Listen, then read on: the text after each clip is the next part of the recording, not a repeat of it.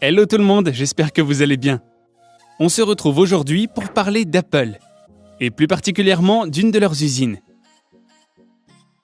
Localisé en Chine, il est intéressant de découvrir comment et dans quelles conditions sont créés les smartphones et les tablettes de la marque. Mais avant de commencer, n'oubliez pas de vous abonner à la chaîne et à cliquer sur la cloche des notifications pour ne rien manquer de l'actualité high-tech.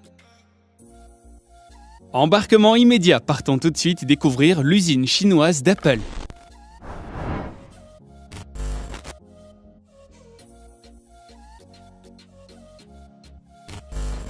La marque à la pomme sous-traite depuis plusieurs années la fabrication de ses appareils électroniques à l'entreprise taïwanaise Foxconn.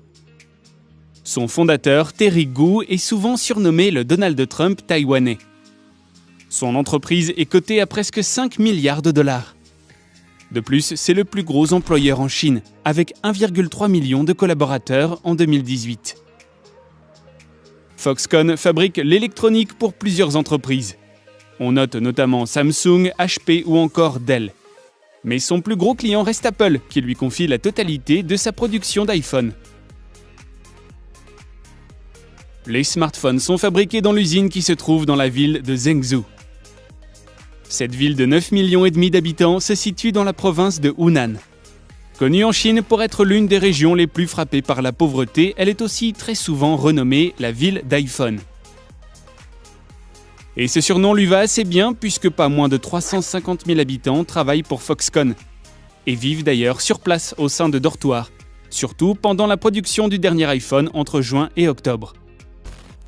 D'ailleurs, à ce moment-là, l'usine est capable de produire 500 000 unités en une journée, ce qui signifie que 350 iPhones sont créés à la minute. Foxconn a permis à la ville de créer d'autres emplois et a installé de nombreux commerces tels que des restaurants, des magasins de prêt-à-porter ou encore des salons de massage.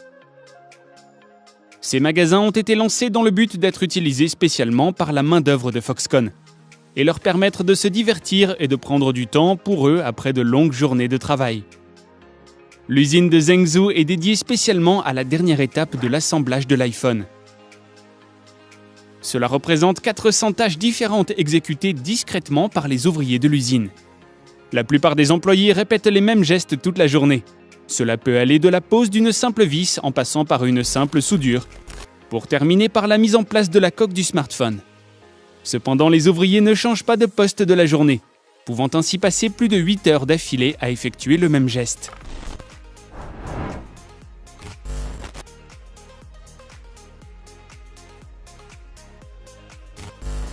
Pour pouvoir atteindre ses objectifs, Foxconn est obligé de recruter tous les ans, surtout à la période estivale, juste avant l'automne et la date de l'annonce du prochain smartphone Apple.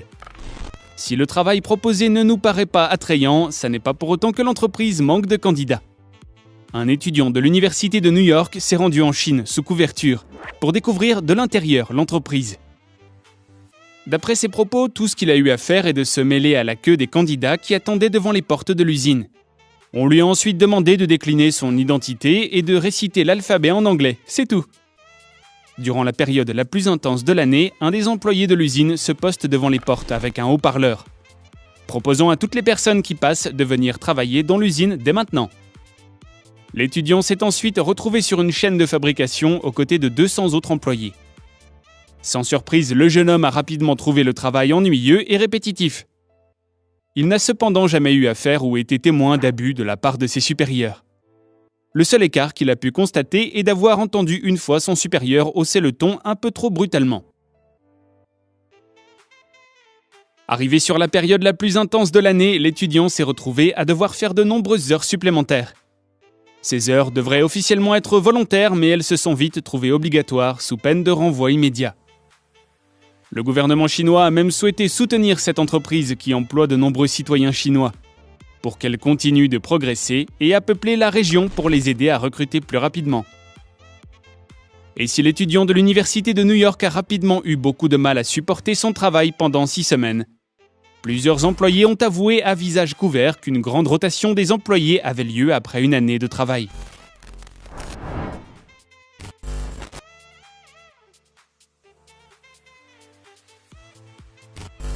La province de Hunan aurait depuis quelques années fixé des quotas concernant le nombre de travailleurs venant des villes et villages voisins. Ce quota permettrait d'assurer la bonne marche de l'usine à n'importe quel moment de l'année. Et surtout, il permet d'équilibrer le nombre de candidats en fonction des sexes. L'âge des travailleurs varie entre 18 et 25 ans, même si certains stagiaires peuvent être embauchés dès l'âge de 16 ans. Et si les Occidentaux sont souvent interpellés par les conditions de travail, l'industrie de l'informatique et de l'électronique propose tout de même de bien meilleures conditions que l'industrie du textile par exemple. Les ouvriers de l'usine restent à proximité grâce à des immeubles dortoirs qui peuvent atteindre les 12 étages. 8 personnes peuvent partager la même chambre et parfois une seule salle de bain est partagée avec tout l'étage, soit 200 personnes. Lors de la période estivale, les employés ont l'interdiction formelle de démissionner de leur poste de travail. Cependant, malgré plusieurs enquêtes, la majorité des employés chinois estiment qu'il y a pire dans la vie que d'avoir un emploi monotone et peu stimulant. Foxconn n'est ni meilleur ni pire que d'autres usines chinoises dans lesquelles les différents employés auraient pu travailler. D'ailleurs, plusieurs associations de défense des conditions de travail chinoises ont mené des enquêtes. Les conclusions rapportent que les rumeurs sur une potentielle brutalité et de très mauvaises conditions de travail étaient très exagérées. Le fait de travailler 6 jours par semaine et de ne pouvoir voir sa famille que le dimanche quand ils habitent à proximité est la seule véritable plainte des employés relevée par les associations.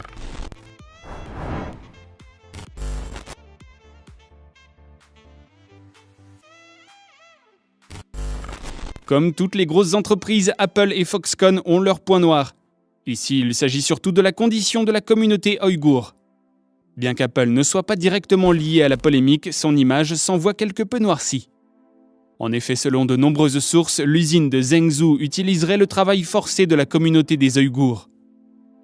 De plus, cette minorité endure des conditions de travail catastrophiques, jusqu'au vol de leur salaire par des surveillants peu scrupuleux. Cependant, Apple avait déjà eu affaire à ce genre de situation, notamment avec l'usine de Suwin qui s'occupe de la fabrication des MacBooks. La marque à la pomme avait alors préféré des conversations constructives plutôt que des projets de loi américains qui n'auraient probablement mené nulle part. Apple avait fait savoir à Suwin que le travail forcé devait cesser si l'usine souhaitait garder les contrats avec la marque.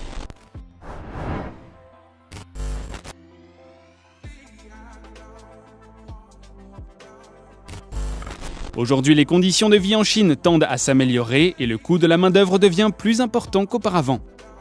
D'ailleurs, la relation n'est pas forcément toujours rose entre les deux géants. Il y a peu, Foxconn s'est retrouvé dans la tourmente en exagérant les exigences de son personnel, afin de brasser un peu plus de bénéfices, et ce de manière illégale. Au vu de l'augmentation du prix de la main-d'œuvre chinoise de ces dernières années, Foxconn a également commencé à remplacer les humains par des robots sur certains postes de travail. Appelés en interne les Foxbots, il ne serait pas surprenant de voir le nombre d'ouvriers diminuer pour laisser place aux robots. Mais peu importe comment les iPhones de demain seront fabriqués, espérons simplement qu'ils seront en adéquation avec les idées modernes qu'Apple ne cesse de nous vendre. Surtout depuis la sortie de l'iPhone 12. Et voilà les amis, c'est tout pour aujourd'hui. N'hésitez pas à nous dire votre ressenti au sujet des usines Foxconn et du partenariat avec Apple. Et dites-nous si vous aimeriez voir plus de contenu de ce genre sur la chaîne. Si vous avez aimé la vidéo, pensez à cliquer sur le pouce bleu. Pensez également à vous abonner à la chaîne et à cliquer sur la cloche des notifications pour ne rien manquer de l'actualité high-tech. Quant à moi, je vous retrouve très vite pour découvrir des nouveautés high-tech. À bientôt et prenez soin de vous. Bye bye.